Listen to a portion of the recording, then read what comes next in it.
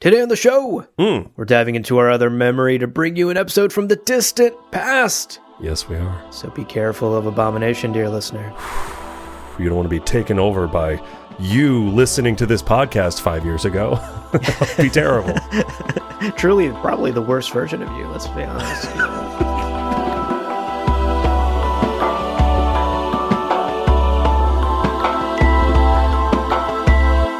Welcome to Gom Jabbar, your guide to the iconic world of Dune. We'll be exploring the themes, philosophies, and characters found in the sandy depths of this vast universe, from Frank Herbert's groundbreaking novels to the adaptations on film and TV. My name is Leo. And my name's Abu.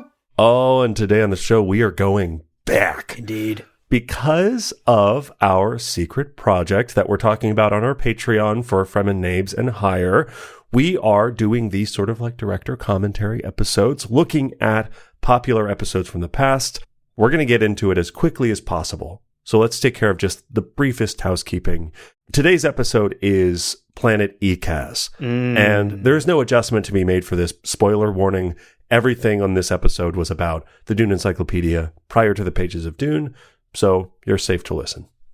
That's right. This is a fan favorite that we're going to be revisiting today. It's one of my favorites, too. Before we hit play on that episode from the Vault, quick shout out to our Kwisatz Haderach level patrons up top here: Daniel Dion, Seth Redden Greer, Brad Hutchins, Kevin Mohanman, Roger Young, blah, blah, blah. Thank you all so much for your support. If we ever do end up building a real deal time machine, y'all are the first in line to hop in it with us and go back and listen to these old episodes as they came out live. Yeah. Debut, 4 a.m.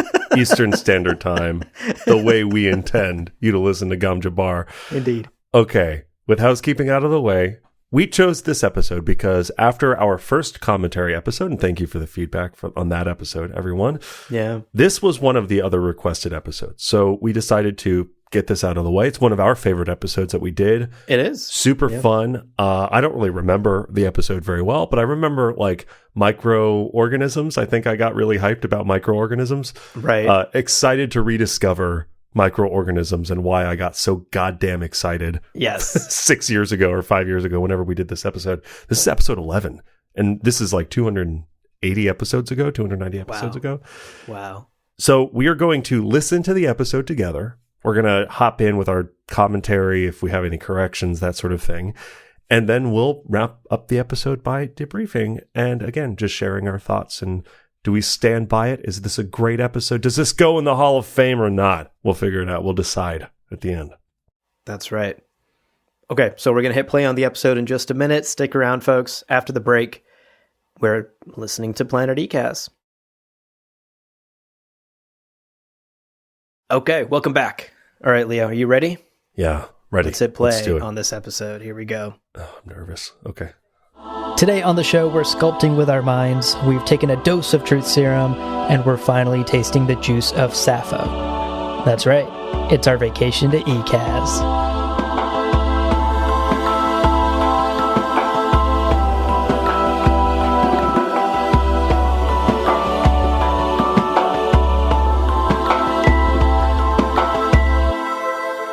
Welcome to Gom Jabbar, your guide to the iconic world of Dune. We will be exploring the themes, philosophies, and characters found in the sandy depths of this vast universe, from Frank Herbert's groundbreaking novels to the adaptations on film and TV. My name is Leo. And my name's Abu.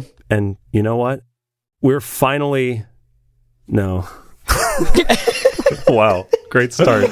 No, I'm tired, man. I had a day. That truth serum is really kicking in, isn't it? I can't lie. You went full on honesty right there. I can't lie. I can't. I'm tired. I don't want to do this podcast. You're holding me hostage. Well, in reality, today we are going to be talking about a planet, and in particular, we're going to be talking about a lot of the plants on that planet. Yeah. And by this point, the two listeners who have heard that pitch and are interested and are still here, right. We promise this is going to be a good episode. Planet Ecaz is incredible. And honestly, Leo, you made me a believer. I was also skeptical when you told me about this idea for today's episode. My instant reaction was, why are we talking about just a single planet? And is there even enough to talk about in a full episode? Right, yeah. And turns out there is. Yeah, when we were looking at things to talk about, Planet Ecaz, of course, to me seemed like a natural choice because nary a page of Dune goes by without something from the planet being present, which is a really interesting truth. This one planet is the origin of so much of the kind of interesting world-building elements of Dune. Mm-hmm. And it is worth mentioning right now at the top, this is a spoiler-free episode. No spoilers. Yep. So if you're getting ready to go on that journey, that Denis Villeneuve journey, and got the pronunciation better. That's great. You're going to see Oscar Isaac's beard. The beard. And you're going to see the tall glass of water that is Jason Momoa as Duncan Idaho, and you're going to see so many great things. Mm-hmm. One of the things that I want you to take away from this to is promote this that movie. Little glimmer of satisfaction, because as you sit in that big movie theater chair, or as you sit in your couch at home, because who knows what's happening this year? Who knows? Oh, yeah, Pandemic jokes. You'll see things happening on screen, and some part of your brain will go, I think that lamp has microorganisms in it.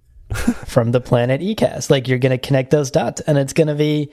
what I will add to that, actually, I feel like a broken record. I say this almost every episode, but once again, in classic Frank Herbert fashion, so much of Dune is connected to Planet Ecaz, and we're going to get into it in today's episode, and we're going to make those connections for you. But Ecaz is almost never mentioned and definitely never explained in any of Frank's novels. Yeah. So if you need reinforcement that nothing we talk about today is going to be a movie spoiler or even a book spoiler, rest assured. None of this exists in the novels. Oh, well, let me rephrase that. It does exist. Yeah. It's definitely all there, but it was established later in the Dune Encyclopedia and in later expanded lore. There's going to be some really interesting tidbits of information today. I'll actually amend that a little bit as well, because what I was blown away by as we were writing the script for this episode, a lot of this information that we're going to be talking about is actually in the Dune book, but it's in the technology of the Imperium, or the terminology, like of the Imperium. appendix at the end or whatever. Exactly, yeah. Which I thought was interesting because, again, this is stuff that Frank wrote as he was writing Dune because he figured people might have questions about Ilaka Wood. It's like, okay, Frank. I mean, yeah. I guess we're doing an episode on it, so you win. Right. You win. You love to see it. World building like that is what makes Dune so great and why we love it. Totally. But let's get into it. We've been hyping up Planet Ecaz this entire time, but I think it's time to dive into it. And I'm going to pause there just to say, bit of a long sales pitch, but a really good sales pitch. I'm invested. I want to hear this episode. I do like tying it to the direct experience of watching the movie. Yeah. Because I do think that's some of the best lore and world building is you can go back and watch a movie again and go, oh, I understand that little reference now, or I understand what's on his desk, or I understand whatever. So I do think that is a compelling thing and a compelling reason to look at Ecaz. Yeah. But you're right. I was looking at the time, it's been 3.5 minutes. It feels like it's been 8 minutes. What's happening? Come on, guys. True. A bit repetitious, but that's something we noted in our first producer's commentary is something we've hopefully gotten a little bit better on over the years. Yeah. Early on, we tended to repeat ourselves quite a bit and sort of and each other over and over and over again and not quite know when to stop and move on. Or when to edit that out. Better. Or when to, right, exactly. Plenty of times we'll make the same joke 2 or 3 times and cut out the third version of that joke from an edit. Exactly. Also, the long history of Leo going, I think this is going to be a good episode, and you going, I don't know, and then us really hammering it out. And for sure, there have been episodes that I've suggested that are not good, and we did not do. But a couple of them, I think they worked out pretty good. This and the Dune Tarot, I feel like are my crowning achievements. Yeah. Okay, let's keep listening. And we should start, as we always do, Leo, at the very beginning. Absolutely. Yeah. So Ecaz, to talk about Ecaz's history, and again, the timeline of Dune episodes that we released are spoiler-free as well, so if you want to get an idea of when Dune happens and the years that I'm about to be saying, will make more sense if you've listened to those episodes. But Ecaz was discovered in 8112 BG, which is to say before guild, and immediately becomes the fief of House Plana, or Plana, House Plana, which is great. And, immediately it gets a reputation. And I see this in the script, and I could say it. I mean, I could say what it says in the script. Yeah. But Abu, I want to hear you say it. Look, one name that Planet Ecaz gets is the Greenhouse Planet. Yeah. Another name, and the name that I prefer for Planet Ecaz, sure, is Botanical Bonanza, baby! Oh, delightful. I'm not tired anymore. Look at that. Just immediately, all of my fatigue is gone. The point here being that this botanical bonanza of a planet, baby, this greenhouse, this greenhouse planet is full of plant life. The climate of Planet Ecaz, when it's first discovered, and it's the fief of House Plana, is very high humidity, and that leads, not a lot of rainfall, but very high humidity and very temperate climates means that there's a lot of plant life, and there's a lot of plants to study. So House Plana does exactly that. They start funding tons and tons of research, and research laboratories and scientists flood the planet, and it becomes like a big, in my mind at least, I imagine it becomes like a huge scientific endeavor for the galactic community. We found this planet, there's crazy plant life on here, let's do some research. And that's what House Plana does. Yeah, I imagine this is something that people are hearing about in the news, as much as news can happen in this sort of spread out universe. What are the recent discoveries on Ecaz, right? These, again, new medicines, maybe new weird bits of technology. And you might be thinking now, what could plants do? But it's so much. And trust us. Yeah. And I think I like to imagine what this natural Ecaz is like before humans come and mess it all up with, nuclear explosions. So what happens is the Imperium is not super loving. So I'm going to pause there. This, I know, is something we've gotten way better at, sticking to a sequence. Right? There was a lot of hinting and joking about stuff that the listener's not clued in on yet. Right? Yeah, what is a nuke joke to a listener who hasn't yet learned that Ecaz was nuked to oblivion, et cetera, et cetera? Right. And I think that's something we used to, I remember this very distinctly. Yeah. In our scripts, we used to always do that a lot. And we've gotten better at being wait, don't make a joke about this, or don't comment about this until we've explained it yet. We got to follow the sequence so that the listener can be in on the joke as well. Right. Yeah. And it's interesting that it's happening here. I remember this was an issue that not an issue, but this was a skill that we had to build over time. Yeah, I think the challenge was always balancing on that knife's edge of, we want people to be interested in what we're going to talk about later. So it does make sense to be and later we'll talk about this. So if someone is interested in that, they'll stick around for it. But you're right that if we're making jokes that exclude the listener because they haven't read the script or they don't know what we're about to talk about, that's bad scripting. Yeah. That's not a good thing to do. So for sure, I've also been very guilty of writing in the script, later we're going to be talking about this, and that's why I want to say this now. And you've gone in and gone, no, we're not, don't do that. Right. Or it's as simple as take the thing and say it later. Say it later. Just move it down. Yeah. Right. Say it at the appropriate time once the listener can follow along with the idea. We've definitely gotten much better at that. But I like saying things at the inappropriate time. Well, you love to say inappropriate things at inappropriate times. Or inappropriate things at appropriate times. Ooh. And on that note, we can go back to listening. A couple of rebellions, and word on the street is Ecaz is a place where some of these rebellions have headquarters, is my understanding of it. And one solution to people not agreeing with you is just dropping thousands of nuclear warheads on them. Classic. Yeah. It's a subtle approach. Diplomacy, I think, is the word. But the unintended side effect of this, brutish approach to quelling disagreements, is that all of these labs, these experimental facilities where they are gathering plants and running experiments and stuff, are full of chemicals and are full of like sciencey shit. Mm-hmm. So blowing those things up, you are basically coating the planet in these incredibly unpredictable chemicals and then also tons and tons of radiation.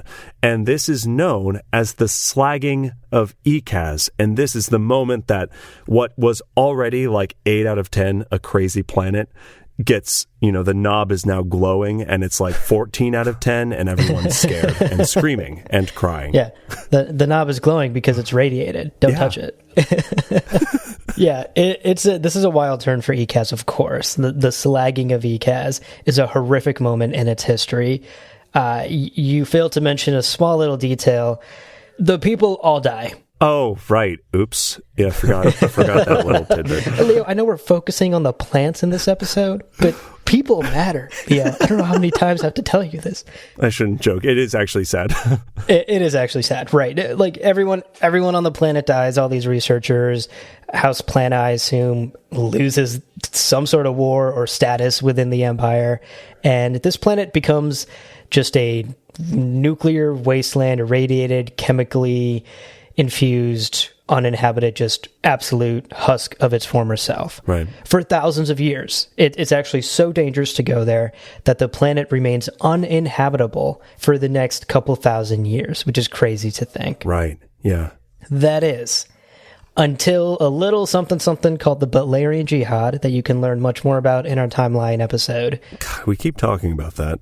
Yeah, like this tiny event that happened that just changed the face of everything. Yeah. After the Butlerian Jihad, and after thinking machines have been wiped out of the galaxy through this genocide, humanity was desperate to find biological replacements for a lot of their technological advancements. And we talked about this in our Tech of Dune episode, about how much of Dune has a biological base because there is this fear about technology from the Butlerian Jihad. So what humanity does here at this point is, okay, we need to start exploring planets. We need to branch out. We need to figure out if we can find substitutes for the things that the thinking machines did for us, because we trust biology more than we trust technology. Right. So they remembered, right, in the history textbooks of thousands of years ago, people maybe remembered this little gem of a planet called Ecaz that was all the rage back in the day for some wacky and crazy plants, crazy, insane greenhouse. What was the word? Botanical bonanza. Botanical bonanza, baby. That'll never get old for me. Here we are 6 years later. So it's not old for me yet. They remembered this crazy botanical bonanza baby planet. The throwaway baby. Let's maybe go see what's happened. And man, so here's the petri dish of Ecaz. Thousands of years, this is the ingredients, thousands of years, already crazy plant life, deadly chemicals and radiation, and then you give it time to sort out the craziest stuff. And natural selection happens over thousands of years, and all of the animals have died out, basically, right? Mm-hmm. Almost all of the animals have died out. There are some insects, but mostly the planet is alive with these plants. And I cannot stress how batshit crazy some of these plants are. To be clear, we are going to be talking about the useful ones, but from a couple of sentences here and there in the encyclopedia and in Dune and in some of the follow-up books, you get the impression that going to Ecaz in this era is like, a Salvador Dali painting of plant life where you might just be eaten by the coconut tree. And oops, you're bad for being close to it because it has tentacles. Like, it's a crazy, crazy planet. Yeah, in my mind, it was an Alice in Wonderland planet. Yeah. If you fell down that rabbit hole into Ecaz, watch out. There's going to be talking cat plants, and there's going to be, tea parties. Like, to me, it was a wacky world of just incredibly dangerous and also incredibly useful, which we'll talk about in a bit, plant life, covering every inch of it. And it must have been incredibly awe-inspiring for the explorers who do rediscover Ecaz after all of these thousands of years of chemicals and radiation and natural selection. And it's actually so unbelievably weird that when these explorers took some samples from Ecaz and tried to show their fellow scientists, like, hey, look what we found, they got laughed at. They were like, nah, like, that's not a thing. What kind of practical joke are you playing on us? This is explorers showing other, like, seasoned explorers, and other seasoned explorers going, that's not a possible place. And, of course, they have to say, well, it's right over there, the glowing orb that we've been ignoring for 8,000 years. That's the one where we got all this stuff. So, they rediscover, they send explorers there, and when they start seeing that these plants may have some really incredible uses, they think, cool, let's experiment with them again. Let's find a solution. Let's see what they can be made to do, and let's see what can be made out of them. But there's this problem because the planet is still very irradiated, and the planet is still covered in crazy chemicals that the plants may have adopted, and you have new bacterias and new diseases and viruses that are all over the place. So explorers would go to the planet for 1 week periods to harvest just anything that doesn't bite or kill them. And they drag the weird assortment of things onto their ship, and they fly as fast as they can away from this terrible, magical, wonderful planet. And then they have to quarantine themselves for a month, which, man. You didn't have to say anything else. Just you just had to trail that sentence off. We all know. Right. This therapy. Okay, so I was interested in this. Yeah. When we picked which episode we wanted to comment on today. Yeah. I was thinking this must have been recorded like either right at the start of the pandemic or in the thick of it. Yeah. And I was very curious what sort of pandemic commentary we'd be making throughout. So it's kind of weird hearing that back, honestly, 6 years later. Yeah. I mean, we try to make our episodes evergreen, but it's true that like the immediate exhaustion, and at the time, 4 or 5 years later, I'm happy to say, although COVID is still a thing, quarantining the way we were in 2020 is a distant memory, at least, here in New York. Thank goodness for vaccines, after all. But man, it is interesting how we're like, oh yeah, you don't need to say any more. And someone listening, a few years from now would be like, what are you talking? And they would have to check when the episode came out to connect the dots. Yeah, that's true. It's interesting. Well, thank goodness. Okay, back to it. Yeah, back to it. Every session has been nice. We'll get back to Thanks for listening, everyone. Yeah. But you're totally right, though. The planet is still extremely hostile and still uninhabitable, even now. And regardless of how useful the plant life may be, and regardless of how interested these scientists and explorers might be in getting back to Ecaz, they cannot resettle it. All resettlement attempts have failed. Right. And at this point, House Zeton is the owner of the planet. And it's their job to basically just keep this rotation of scientists and explorers and artists going to and from the planet in the most safe way possible. Hazmat suits, take some guards with you, take some weapons, take multiple tools of every type, because the tools would just break and degrade so fast. Like, oh, my shovel's melting. Cool. Exactly. You're just digging in the dirt, and suddenly your shovel's melting and the handle's on fire. So you better have a backup shovel and then a backup shovel. So and my boots are sentient. Fuck. Exactly. So it's again very much still a extremely hostile, uninhabitable, I would say almost even dead planet, except for the fact that there's just this incredible array of plant life on it that turns out to be incredibly useful for humanity. So yeah. Leo, what you and I did for sort of the latter half of our episode here today is we went through some of the plant life that you can find on Ecaz. We cherry-picked some of the most interesting ones to talk about. Right. And welcome to the botany section of the episode. Everyone comes to science fiction to learn about plants. That's just a part and parcel for the.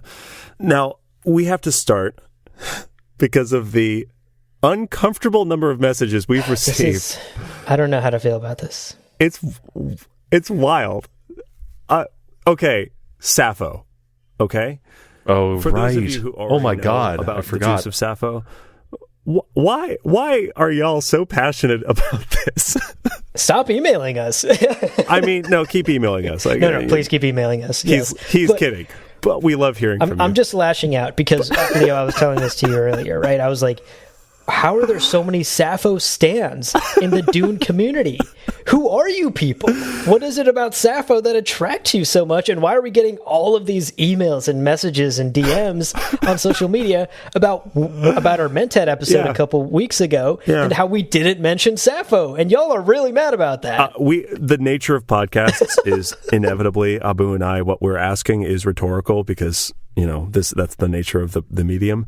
But I'm genuinely curious. If you want to throw us a message, let us know why you or your friends and family are so passionate about Sappho juice. It's cool. No, I mean, no doubt, it's cool. No doubt. But, That cool? that cool? If you're like the best movie that was ever made was like Cars 2, again, I just have questions. Right. Do you, but I just have questions.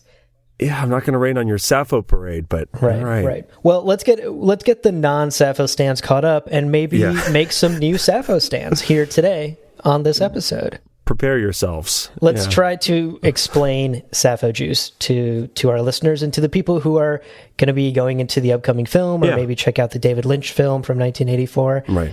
And this is something that may actually make an appearance in the upcoming film and definitely did make an appearance in David Lynch's 1984 Doomed film.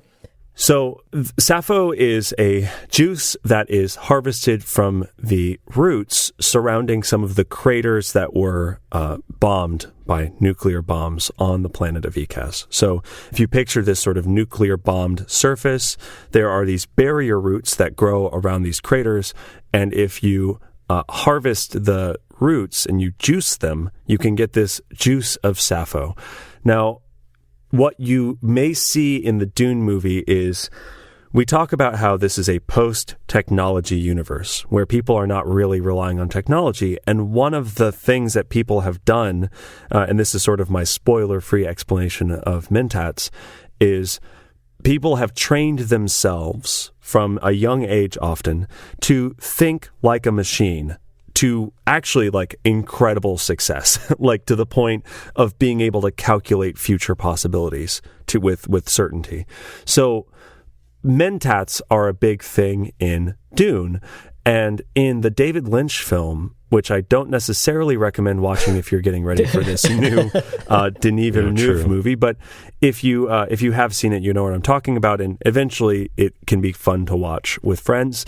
You'll see that Mentats often have this sort of ruby red stains on their lips and mouth. Yeah, like a really bad case of chapped lips. Just super, or they're like, they love those like strawberry chapsticks. Oh, yeah. They just are mashing it onto their face. It's it's delicious. So Sappho, and this is actually from the appendix of Dune, says Sappho is high-energy liquid extracted from barrier roots of Ecaz, commonly used by Mentats who claim it amplifies mental powers. Users develop deep ruby stains on mouth and lips.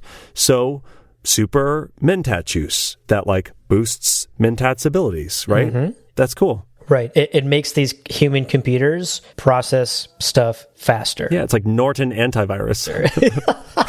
It's the opposite of Norton antivirus. It's the opposite. You know how Norton makes your computer run slower? Sappho is the opposite. Anti-Norton. That's so dumb. It's like overclocking. You're Just pausing to say 6 years later, I stand by that. Fuck Norton. Nobody needs Norton antivirus or whatever. Yeah, true. I'm sure they have other useful services, probably for enterprise, but you don't need Norton on your personal PC. No, and the number of people I saw coming into Apple stores whose all of their problems were being caused by the VPNs they installed on their personal devices, knowing almost nothing because they bought the fucking sales pitch of these various... It's like, you just don't. Yeah. Unless you are doing very specific things, but... Right. Clocking your mentats. Yeah, that's a good... If you're a PC nerd, it's like overclocking your processor. And I do want to point out, though, Leo, this is an exact quote from the Dune novel. And Frank is not someone who would waste words, right? I think we can agree on that. A certain word here in this exact quote that you've pulled sticks out to me. Yeah. Mentats who claim it amplifies mental powers. Oh, I'm so glad we talk about this. Does that mean it does not? We were talking about this offline. I will claim that I bowl better when I'm drunk. Uh-huh. I don't think that this settles alcohol as a bowling amplifier.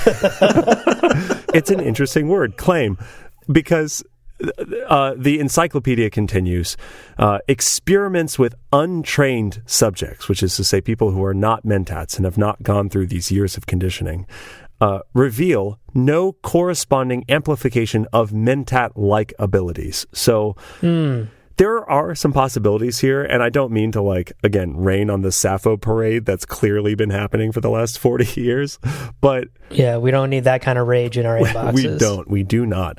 But it does seem possible that maybe Sappho's just delicious, or is a, I don't know, maybe it's like weed. I don't know. It's again, it could just be because the world of Dune is just doesn't have consistent lore, and that's also possible. Yeah, it is a futile task to try and catalog it. So we should maybe just stop recording. Okay, well, thanks for listening for the second time this episode. Bye. But in actuality, I think this may just be the word claim may not have translated its way into the encyclopedia, or vice versa. But I think what we could extract from this idea is that perhaps it helps mentats who have been trained and have spent years and decades of their lives training to be these human computers who can do incredible calculations and leaps of logic. Right. Maybe it does help you if you've done that training. But if you haven't, and you're just like an average Joe Schmo, like Sappho juice is just... It's just going to be like cranberry juice. It's not going to make you super smart. It's not going to turn you into a human computer. So I think that could be one possibility. Like, it helps mentats. It doesn't help normal people who haven't already trained that part of their minds. Right. Another possibility, like you're saying, could be it just tastes really good and the mentats want more of it. So they came up with an excuse to have more of it. Right. Possibility number 3, of course, is that it could legitimately just be a placebo. Right. Yeah. Like, if you're a mentat and other mentats told you growing up that this juice would make you smarter, like, maybe you just start taking the juice because you think it's making you smarter, and then maybe the placebo does help you power your way through some tougher logic puzzles. So there's a couple of different ways that word claim could be interpreted. Right. At the end of the day, we have spent quite a bit of time on Sappho, and I hope you Sappho stands are happy. Also, fun fact, we actually recorded about Sappho juice for the Mentat episode and then cut it because it was way off topic. So there, we've rectified our sins. We have, and by now moving on from juice of Sappho, we can talk about my favorite thing. Yes. Ooh, microorganisms. Okay, before we talk about microorganisms. Here we go. I am very glad that we touched on the claims, because 6 years later, I am still lightweight convinced that juice of Sappho doesn't do anything. Yeah. And I think that's the best version of lore, is that collectively mentats are like, yeah, it's super helpful. Right. And then it's just tequila. They're just really into drinking Sappho juice. They love it. It's so good. Yeah, I thought that was the most interesting part of the episode so far, was our little digression into Sappho juice and the inconsistencies and or question marks of the lore itself. Because I agree. I think lore is juiciest and most interesting when there's just enough doubt. Yeah. Right? Too much doubt can make the lore sort of boring and inconsistent and broken. But just enough doubt can really add a layer of intrigue to world building. I also think that it's a more developed world, that there are factions of people and substances and drugs and all sorts of things. And then there are claims that those factions are making, whether or not it's established. Because we could just say, oh yeah, amid all of these other things that exist in the Dune universe, this has this effect. And that's fine. That's very simple. You know, it's a power-up. It's like any video game. Right. It is funnier to have an item in your inventory that you use and it doesn't have any noticeable effect. And you go, I guess my character is moving faster. Yeah. That's great and needs to be done more often. Yeah. Yeah, I think Frank is particularly good and perhaps particularly bad at this level of mystery in world building. Like Sook doctors, that's a debate we've had many times on the show, right? Is Sook conditioning actually unbreakable? Is it just really good PR and marketing from the Sook company? Yeah. And there's enough doubt and intrigue and evidence on both sides of that debate for that to be actually really fun and interesting world building. Yeah. And something that makes the universe feel more whole. Yeah. But I think at the same time, there are instances where Frank loves to just like hand wave a thing away and not answer any questions about it, and thus open up possibilities for plot holes or inconsistencies or roundabout ways of world building where you just kind of have to either accept the logic or accept the fallacy of the logic. Right. What are Alia's powers again? Just checking. Right. Exactly. Like TBD. Well, book 7. I'll talk about it in book 7. It's in the notes. All right. Back to the episode. Love them because, see, microorganisms, you might be like, that's not interesting. Yeah, well, I spent 40 minutes talking about glow globes. 40 in our Dune, the Technology of Dune episode, which, again, spoiler free. It's a lot of fun. We talk a lot about the technology that you're going to see in the movie. It's cool. We talk about glow globes. I talk about it too much, frankly. But and we love you for it. Oh, thank you. But in this upcoming movie, and actually in the trailer already, you can see it in the trailer. You can see, we've got Gurney Halleck and Paul Atreides sparring. And in the background, I saw some glow globes, and inside of those glow globes are microorganisms from planet Ecaz. To our point, if you have seen the Dune trailer for Denis Villeneuve's movie, you have already seen Ecazian life. Exactly. It's exciting. It's fun. Ecaz has already played a part in the Dune trailer. Yeah. Because of these microorganisms that are the light source within the glow globes. Again, a lot of technology in Dune is biological in nature. Yeah. And Ecaz is clearly the source for quite a bit of that biology. Yeah. And one of the things it does is it provides light. These microorganisms glow, so they are incorporated into these glow globes, which are little floating China ball looking things. IKEA lamps, yeah. Yeah. And that is what provides light for in all of the books, basically. Yeah. Like glow globes are everywhere. In the David Lynch movie, they're in like every goddamn scene. In the book, they're mentioned all the time. Like glow globes are everywhere. Let's show some respect to these microorganisms, baby. They're from Ecaz. They're from Ecaz. They came a long way. And, they're tired, but they're doing a good job, and we love them. So moving on from microorganisms, another interesting plant from the planet Ecaz is something called verite, I believe is the pronunciation.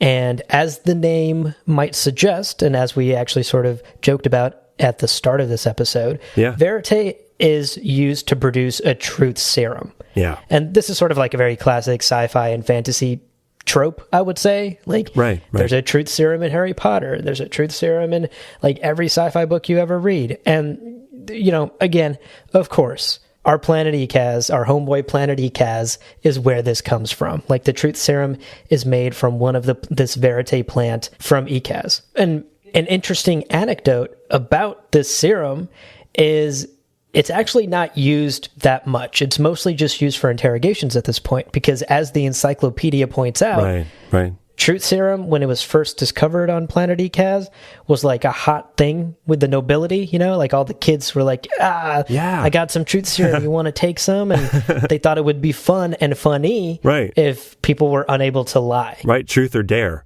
Ultimate truth or dare. Yeah. Ultimate truth or dare. Yeah. And I imagine the kids, like, back in my day, it was Beyblades was the cool thing that we got in trouble for. Yeah.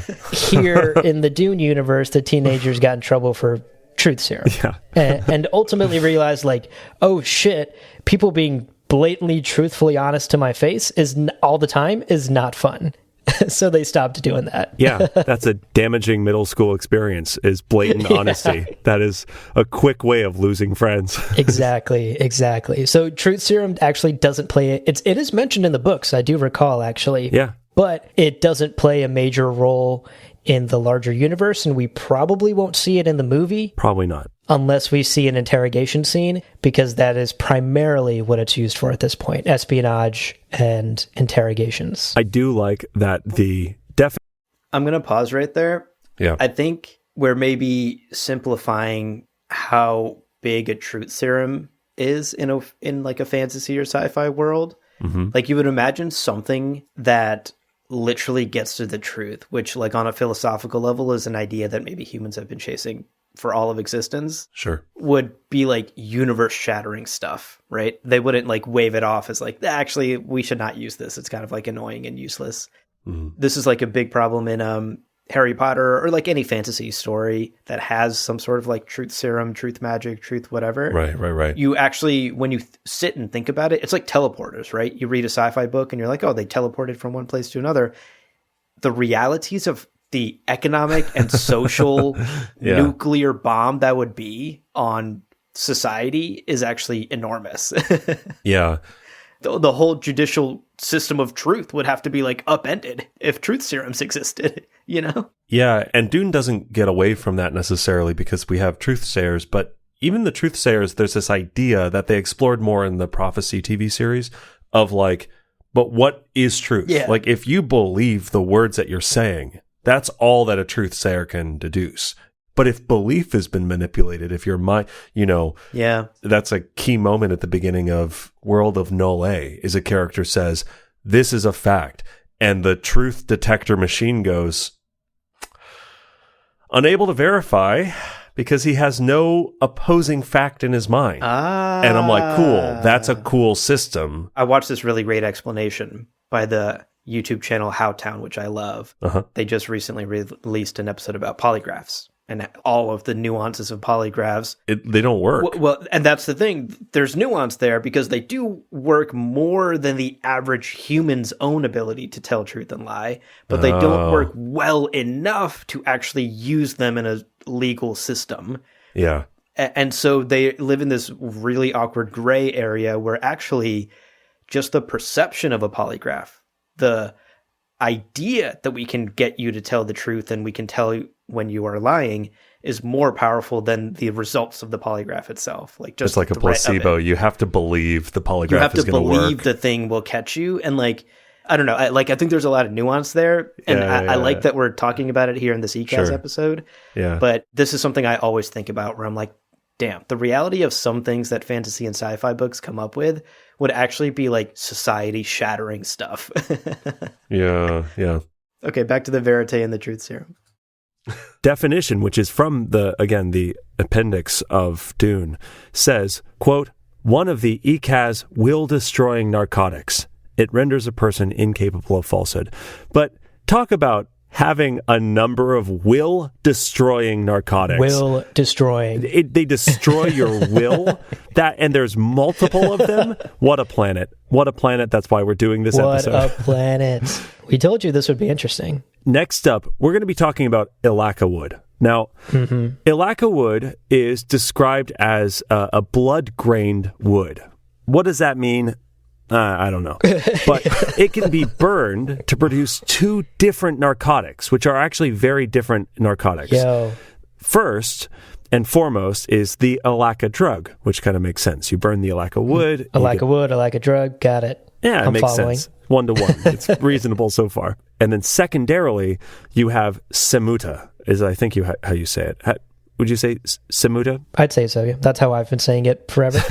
So we have Ilaca drug and we have Semuta. Now, I will point out that we see in the trailer, we see Goopy Baron Harkonnen, who's a character in the movie. apparently he has a desk made of Elaka wood, which is, to my knowledge, the only like prominent instance of it being explicitly used for furniture. That's also like a crazy flex, right? Yeah. I don't know. I try to imagine some drug being in solid form and then building furniture out of it. Like, what a flex. I mean, that's like a real drug kingpin flex. Oh, yeah. I solidified my cocaine and it's the chair I sit in now. Like, what the fuck? Wow, that is bold. Okay, I guess. It's a weird, it just looks like you sat in baby powder. Anyway. No, it's cocaine, goddammit. It's cocaine. Take me seriously, guys. So these two drugs, Elaka drug and Simuta, you burn Elaka wood and then you use the resin to create these two narcotics. Now, starting with Elaka drug is, quote, a narcotic formed by burning blood-grained Elaka wood of Ecaz. Its effect is to remove most of the will to self-preservation. Drugged skin shows a characteristic carrot color, commonly used to prepare slave gladiators for the ring. So kind of like a berserker / mind-numbing agent that makes you not so much care about your own safety and makes you probably pretty fun to watch in like a blood sport, like gladiating. Gladiating? Good job, Leo. Did it. Fighting. I think the word you're looking for is fighting. Wow, true. Gladiators fight. But in this case, not fighting for their lives, because if you're on Elaka drug, no, you don't care. That self-preservation part of your brain is just turned off. Yeah. You just like simply stop caring. And the anecdote in the encyclopedia about this and how Elaka drug was discovered I thought was so funny, but it's actually kind of dark. The scientists who discovered Elaka drug would chop down some Elaka wood, started burning it for a campfire, fell asleep, and like woke up the next day, and for the next couple of days just couldn't get themselves to care about their safety, even though they were on the dangerous, well-established, dangerous planet of Ecaz. They just stopped caring about their own safety. Yeah. And by the time the drug wore off and they kind of came out of this anti-self-preservation haze, I think two or three of them had died. One of them had like a beetle in their, like, that bored through their skin, like, but nobody cared. They just like let it happen because the drug was affecting them so much. Man, I just call that Mondays, you know? The beetle starts boring and you're like, yeah, but I mean, I got a meeting at 10. I don't have time for this. I mean, is it really a big deal? I don't know. Yeah. Elaka drug. Yeah, Elaka drug is like a really, really hard case of the Mondays that you smoke. And leaves you carrot colored. So that's what a fun side effect. Are we going to make the Garfield connection? So this might be something that we see, you know, okay, obviously. pausing. Again, we've talked about being carrot colored, like orange colored, and hating Mondays, or like being bored on Mondays, the Monday effect. I'm like, that's a low-hanging Garfield reference, no? Are we just gonna? I think we're ready to move on here. We're transitioning. I like to the next topic. We're leaving that Garfield joke untold. My God, I'm glad we've evolved as comedians. Well, six years later, we've told it now in meta format. Those listeners who were screaming into their headphones, "It's a Garfield reference!" Justice for you. Justice for you. Okay. Wow. Okay. I guess I'll hit play. Again, we are avoiding spoilers, but the kind of carrot-colored gladiators would be an example of Elaka, if that ever shows up. And if it happens in the movie, now you know. Now you know. Another Planet Ecaz connection. Boom. Boom. Boom. Now, okay, it also did not happen in the movie. They did not do the carrot color, although they might have, and we just wouldn't have noticed because of the Harkonnen homeworld being shot in infrared. So we didn't really have that light. Yeah.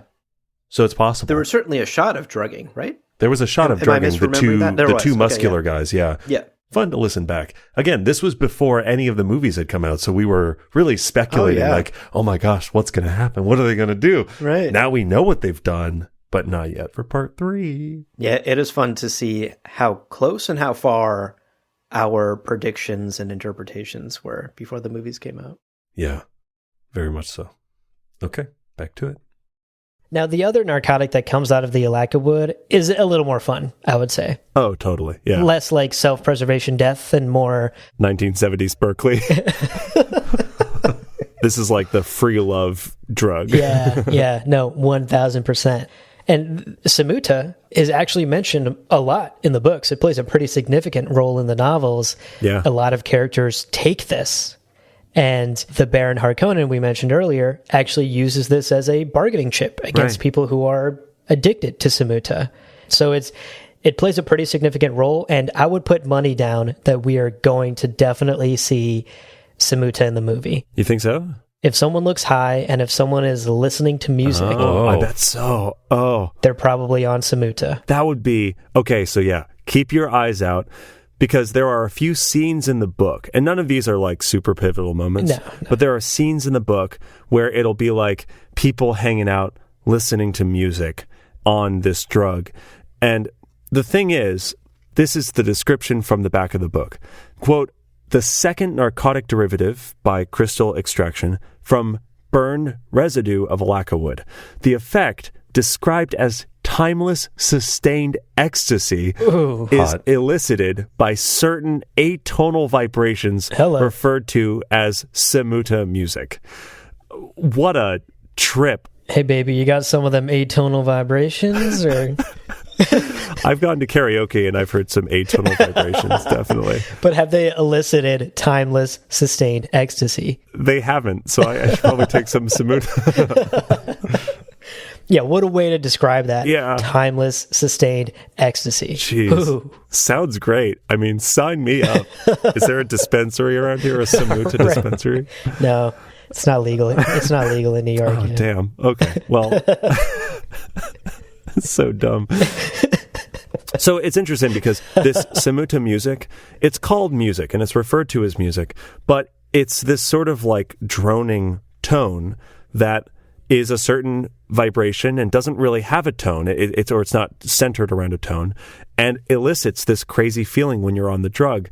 And in the book, exactly like Abu was saying, you might see people like hanging out, listening to kind of weird music. That would be an example of Samuta usage.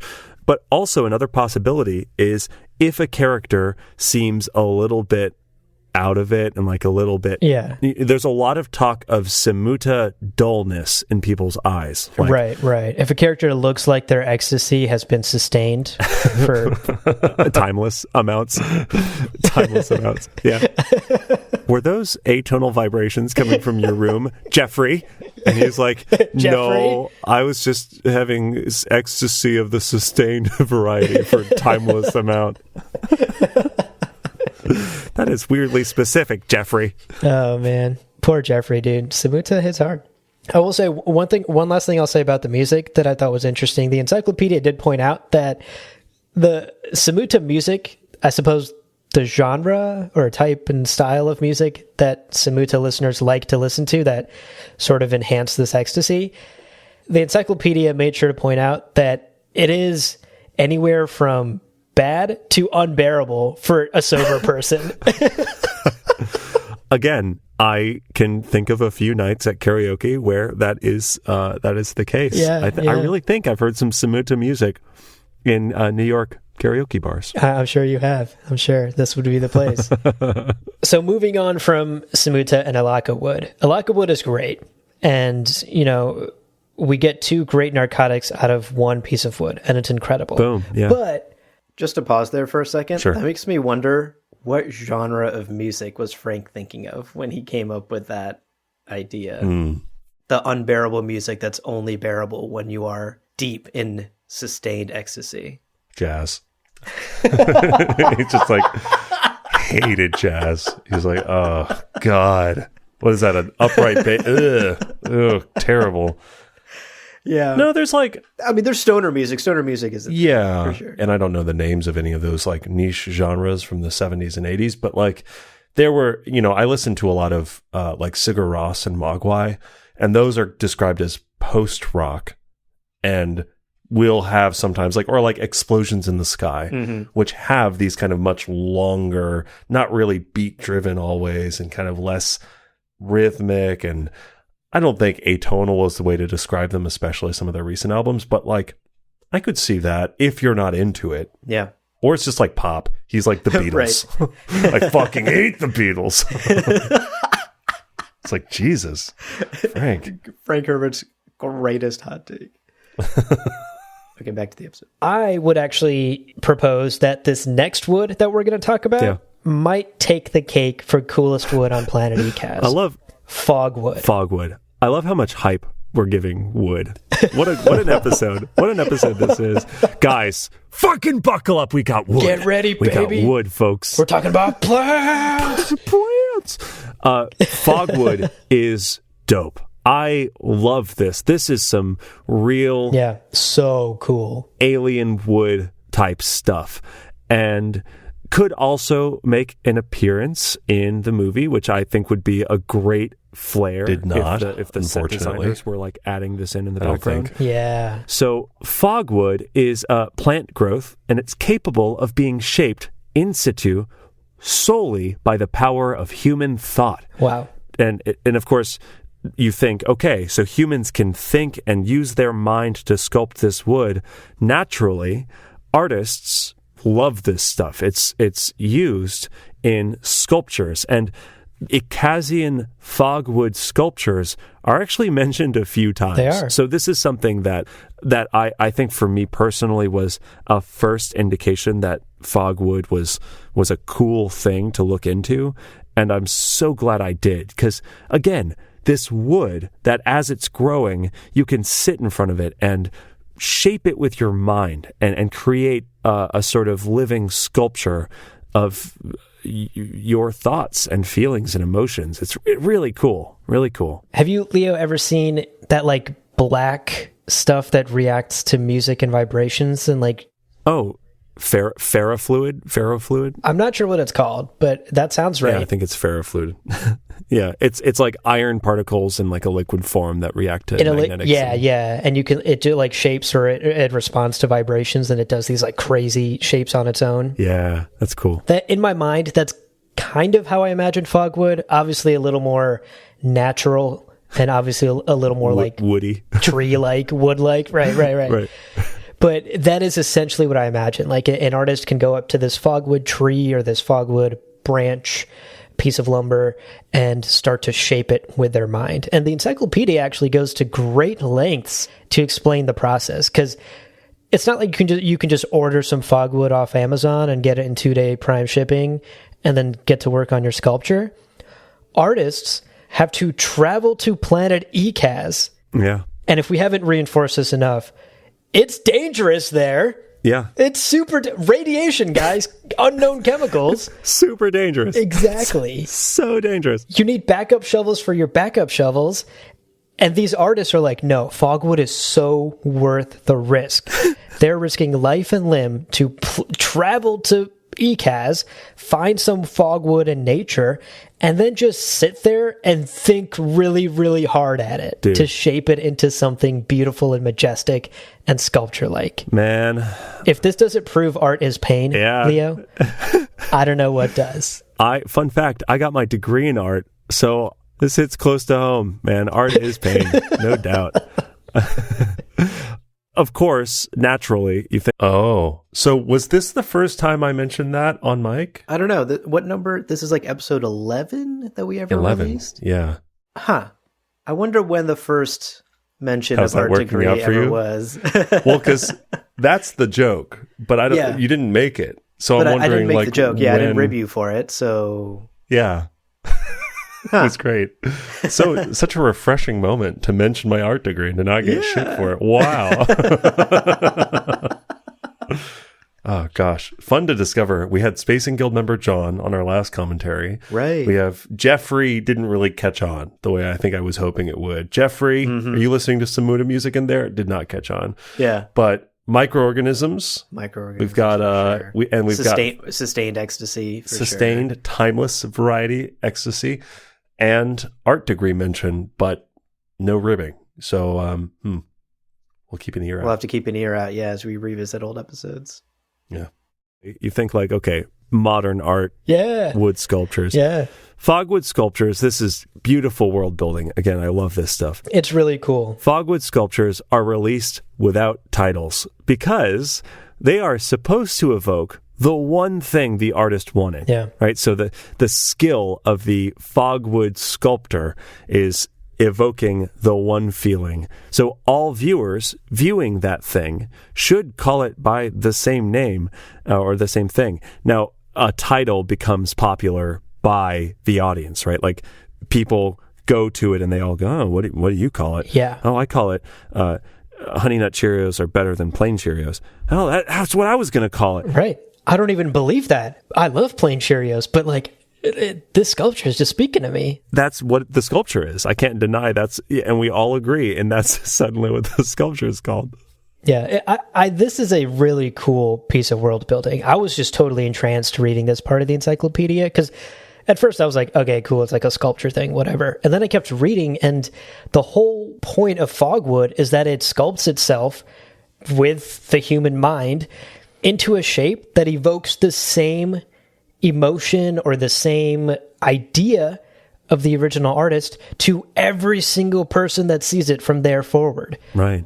That's all it can do. It can evoke one thing, and if an artist is good enough, they can shape it into that one thing that universally every human will think when they see it, which is kind of like counter to art. You know, there's always this idea that art speaks to everyone in different ways, and like you interpret art in the way it speaks to you. Right, yeah. Fogwood is almost the antithesis of that. There's only one way you can interpret that Honey Nut Cheerio sculpture, and that is the way the artist intended. And I thought that was very cool and like a really fun tidbit of world building. This idea that this sculpture can only elicit one thing.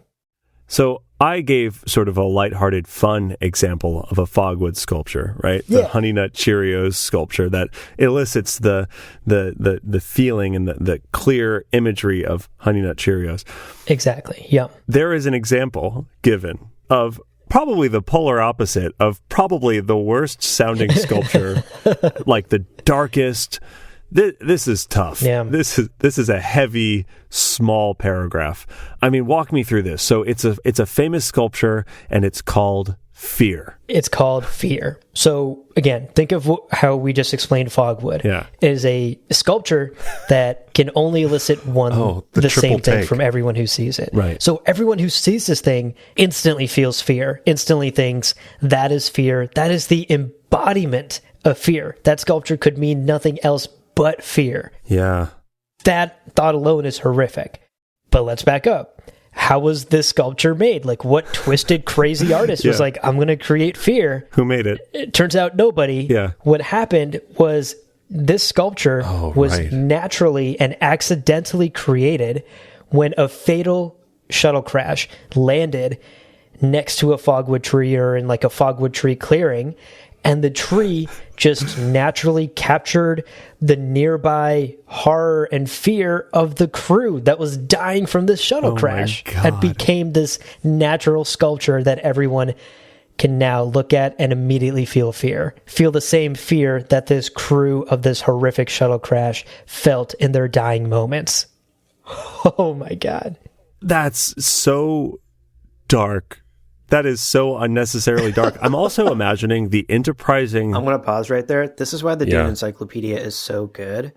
That, to me, is a beautiful Star Wars Visions style animated short. Right? Yeah. The creation of that fear Fogwood statue, and then sort of like maybe it starts with someone seeing it in a museum or an art gallery, and then like flashbacks to the crash, the horror, maybe the survivors, and how the Fogwood, almost from like the Fogwood's POV, like watching it and reshaping itself into what we see as the final sculpture in the art gallery. Yeah. This is what makes the Dune Encyclopedia so amazing. There's all these like little stories that could be adapted into such beautiful pieces of work. Yeah, or even, that happens. The tree in that space is now that shape. Someone else discovers it, and the remnants of the crash puts two and two together, but then makes the decision to bring that off of the planet and to put it in a museum. Yeah. So like opening sequence, people reacting to it in the museum. Yeah. But then we get the person discovering it and deciding what is the value for humanity to have access to this embodiment of this terrible thing, to bring out more compassion, to like, what is the intention of the person sharing it? And that could be really, really cool. Yeah. Good point. Just shouts to the encyclopedia. How awesome is that? So good. Love it. Okay, we're almost done with this episode. Yep. Person who finds the crashed shuttle and then glances, eastward and sees this horrifying Fogwood sculpture. Oh my God. And goes, let's put that in a gallery. Oh, there you go. I'm talking there about we it. go. Millions off. I can make money off of this embodiment of the fear of these victims of a... Yeah. Oh, it's terrible. Terrible. Totally wild. That's why Fogwood gets my vote as the coolest wood on planet Ecaz. Listen, I think that's a strong point. I don't know if I'm 100% sold, but valid. Yeah. I will say... Look, I get it, Leo. You're a Samuta boy. Listen, I'm super into that. You need some of that atonal vibration. Timeless ecstasy, bro. Into it. So, thinking back onto our theme this episode, in the movie and in any future kind of IPs, whether it's graphic novels or the TV series that's eventually coming out, if you see funky looking sculptures in the background, maybe hanging out in the entryway for a big house, or I don't know. Again, not sure how it's going to be incorporated, if it's going to be incorporated. But if any of us see a funky looking wood sculpture thing, we can be pretty sure that that's Fogwood, and that's rad. Again, super cool. Ecazian wood sculpted with the mind. And I hereby give you permission, dear listener, to whisper these tidbits to the person next to you in the theater. Yes. To just utterly ruin their movie-going experience. I guess you'll have to yell at the 6 foot distance. Samuta comes from burning a lack of wood. Hey, did you know that the lamps have microorganisms? Kind of a Jimmy, weird edit there. Dude, yeah. Well, who invited him? He came alone. He's VIP. No, Jimmy, we support you. We do. We support you, Jimmy. Tell them. They need to know. Jimmy clearly listens to Kamchabar. Clearly. Yeah. So the last thing we want to touch on that you may or may not see in the movies and upcoming pieces of media. I think so. You think so? You think we'll see this? Yeah, I think we will. Yeah, I think so too. I think you're right. The final thing we're going to talk about is the Krimskell fiber, which is also referred to as Krimskell rope. And this is a woven rope made from strands of the huffuf vine, which is my favorite word to say. Mm-hmm. Huffuf. It sounds like when little dogs are a little bit angry, but they haven't really. Oh yeah. They kind of huff, Anyway, so the huffuf vine, which is an Ecazian vine, right? Strands of this are woven together into Krimskell fiber, or claw fiber is another kind of phrase, and knots tied in this Krimskell fiber will get tighter and tighter and tighter if they're pulled on. And this is kind of cool, preset limits. Oh. So they won't tighten indefinitely, but they will get tighter and tighter. So this is often used, and we see this across all of Dune. We see this often when people need to be tied up. Yeah. Like if you have a prisoner of war, or if you, again, if you are just trying to make sure someone doesn't go somewhere, this is a really useful material because, you tie their wrists with this stuff, and if they pull on it to get out, it will tighten. It'll automatically get tighter, yeah. Exactly. But it won't then cut off their hands or anything too bad because you can set these limits. And this is compared to something else that we won't really get into today, but I think is kind of fun, called Shiga wire. And Shiga wire is actually from Seleucus Secundus, which is also kind of cool. But when people are bound in Shiga wire, it's described as they wrestle and it cuts into their skin, and it's this kind of scary, brutal thing. Right. Krimskell fiber, I feel like, is we've kidnapped someone, but we're not committed to killing them, Yeah, we might be some rogues with hearts of gold. Yeah. You don't know. It's also Tuesday. It's a lot. It's a lot to think about, the kidnapping and then also the murder. Yeah. I'm on some Samuta right now. I can't be bothered with this. Listen, we've got some timeless ecstasy in the afternoon. We're all going to drop truth serum. It's going to be fun. And if they try to get away from our brutal truths, right. it'll tighten, but to preset limits, which is great. Exactly. And I will admit, the truth serum we took at the start of the episode hasn't exactly worn off for me yet. So my first thought, as you were explaining the Krimskell rope, was this would be like really kinky for people who are into that. Like, Lord, Abu, this is a good, polite podcast. Almost said Christian. Fucking use bad words and. Look. No, 100%, dude. I'm right there with you. Some part of my brain is right there with you. It gets tight to a certain point and not any further. Yeah. I'm just saying. Yeah. For the people that are into that, Krimskell rope is for you. And don't tell me it's just used for prisoners, okay? People in Dune are definitely using this for sex, guaranteed. We're going to have to wait a few more years to see that adaptation. Yeah, that adaptation is actually directly coming to Pornhub. It won't be in theaters. Oh, God. So. That's so much. I will say, the reason I think that we're going to see this in the movie, and the reason I think we'll see this across all of the Dune franchises, is because, like, think about that trope of, like, movies of someone's going to get tied up at some point, right? Like the hero's got to get tied up. 1,000%. Or like they're going to tie up the villain and talk to him for too long, whatever. And again, this is not specific to Dune, but if you see any person being tied up, this is going to probably be Krimskell fiber. Yeah. So that's kind of neat. I don't know. Again, this is this Ecazian vine, the Huffuf vine, that is making an appearance. Right. And Jimmy, as soon as you see that rope, that's your cue, dude. That's your cue. Let everyone know. Hey, guys, have you heard of the Huffuf vine? You say it. Say it. It's Huffuf. Huffuf. It's fun. Like, you know when a dog gets kind of mad at you? It's a little dog. Not a big, but a little dog. Jimmy. Yeah. Jimmy, we stand, Jimmy.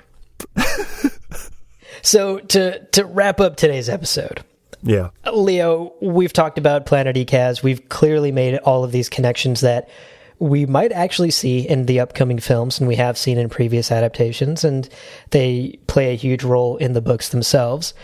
We love Ecaz. We've talked about the plants.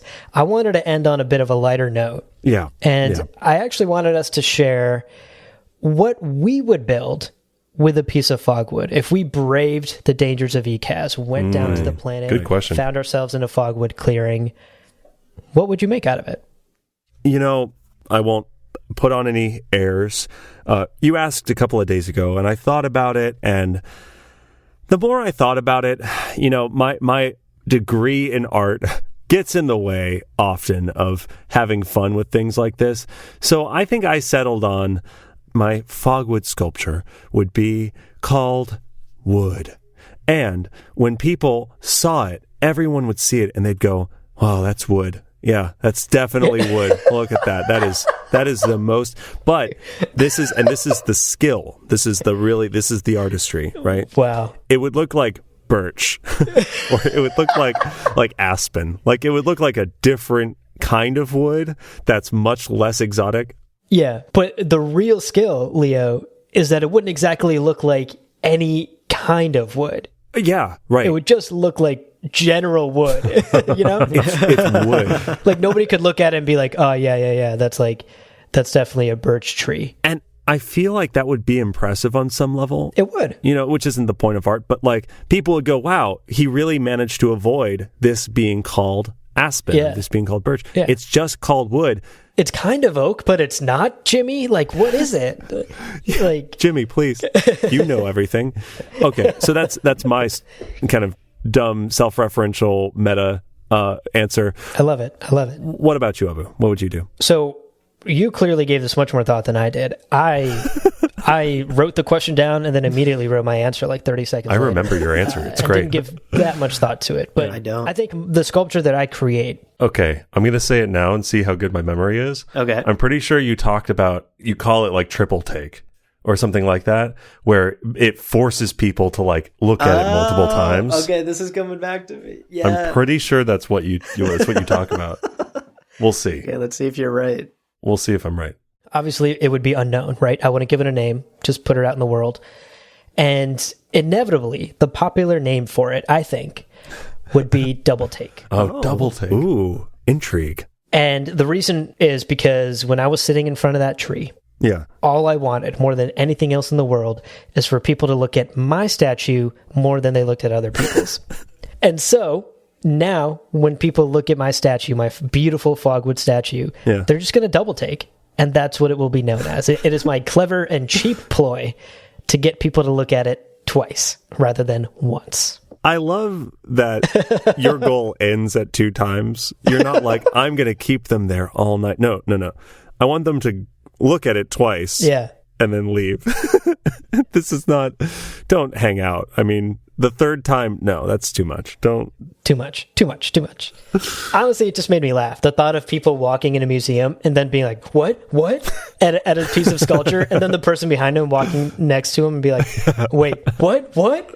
Just all of these people in the museum doing the same fucking double take at the same piece of art is just such a funny, dumb image in my mind. Yeah, and then they turn. This I'm picturing it. This is like a Scorsese film for me now. They turn and they walk away, and then they look down and they put their hand on their chin and they go, huh. And that's scene. And it goes dark, and directed by Abu Zafar, and it's great. Special thanks to Ecaz and that Fogwood. Okay, well, here's a question, Abu. In the moment, off the top of your dome. Oh, man. What do you think is, like, what's an example of a dangerous plant that is on Ecaz? Like if you had to come up with a plant that you think would be on Ecaz, that's crazy enough to be on Ecaz and is super dangerous, what would you make? Right. Yeah, honestly, Ecaz in my mind, while I was researching this episode, was very much a mix of, like I said, Alice in Wonderland and, is it Felucia, that planet in Star Wars that we see in episode 3 for like half a second? I have no idea. That big plant. Star Wars nerds, hit me up. I think it's Felucia. Okay. But it's a mix of where it's just like a planet with like really big trees and really big mushrooms and whatever. Oh, okay. And it was a mix of that. If I had to come up with like a really dangerous plant off the top of my head, that's tough, Leo. I think I would say, I mean, a talking plant would be horrific for sure. Oh, yeah. You know? Recites Seinfeld jokes, but like poorly. Jesus. What about like a gun bush? It's just a bush full of guns. And they're like, no, there's no way that's and then it just starts shooting. And they're like, get the fuck out. That's pretty great. Good job, me. Wow. Yeah. Oh, what a gun good funny note to great. end on. Yeah, oh my goodness. Well, friends, there is no Wow, real and then the outro. We've all heard that a Wow. thousand times. I'm Wow. disproportionately proud of Gunbush. Gunbush is amazing. I feel like we have not appreciated Gunbush enough over the years. No. That's pretty... Yeah, and the idea of people going, there's no fucking way that's what I'm... Oh, shit. Man, that's great. That's the Ecaz episode. I get why folks enjoyed listening to that one. I enjoyed listening back to that one. Yeah, super fun. I think a bit of a slow start, the first... Sure. Like 15 minutes kind of meander, but then once we get into the plants, once we get into that really interesting Sappho juice discussion, some of the comedy in this episode I think really hit. We were really on our ball there. Yeah. This was fun. Especially because this is so long ago and like we were relatively inexperienced. There's that feeling of like really relaxing and getting into that groove of just we're vibing, we're following the script, but we're making jokes and whatever. And I think this one I really heard like chunks of this episode could be today. For sure. And that's good to hear. That it's not all going to be that first. The timeline episode was a little uncomfortable from top to bottom, but this one was pretty good. Yeah, this was a great episode. Really fun revisiting this because frankly, again, it has been 5.5 years since either of us probably heard this episode last. So really interesting to go back and hear...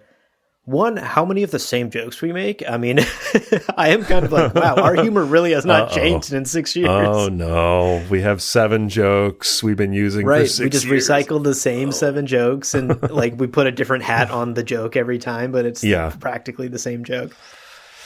But clearly, I suppose that humor and our personalities have been working for people for 6 years now. So it's funny to see how few things have changed, how consistent we've been.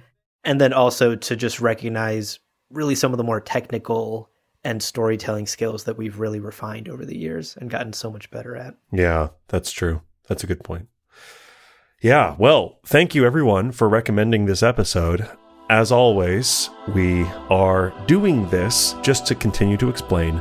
We are doing this to buy ourselves some extra production time for Project Reanalog. So if you're interested in hearing about that, make sure you've joined our Patreon at the Fremen Nabe level or higher. We have a Discord channel, and we'll be sending out regular updates to them.